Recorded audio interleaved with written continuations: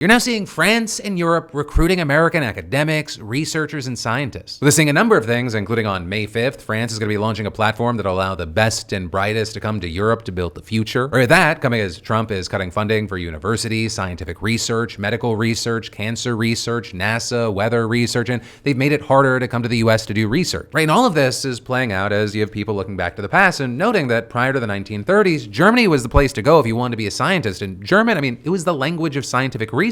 Then, don't know if you heard about this part of history, Germans elected the Nazis, and they shut down research and departments that they deemed to be Jewish science. So Germany's best and brightest, they left for the United States, where they ended up creating the nuclear bomb and eventually the US space program. But they believe that the intense brain drain of Germany being part of the reason they were incapable of building the bomb. And so you have many saying that the US is obviously facing a similar situation right now. And in fact, in a recent poll, 75% of American scientists said that they're looking for jobs in Europe and Canada. And this is American applications for British citizenship are up 40%, and American applications for jobs in the UK are soaring. Canada has also reported an increase as well, and more Americans are applying for asylum in Ireland. Meanwhile, you're also seeing the Netherlands reportedly looking to establish a fund to attract Americans as well. And the Economist found that the best and brightest who usually leave China and India for America, they're now going to be going to Australia and Canada instead. With all of this being seen as extraordinarily damaging for the United States because, among other things, 40% of US Nobel Prize winners in the past 23 years, they were immigrants to the country. Also, as this is playing out, we're seeing Meta's AI chief praising France's recruitment campaign, calling it a smart move, while Google's former CEO said that Trump has launched a total attack on all of science in America. With one writer saying that America is now a Kakistocracy, which is a government run by the worst, least qualified, and most unscrupulous citizens. And so with all that, I'll say that Trump may call this America First, but it seems way more like a going out of business sale.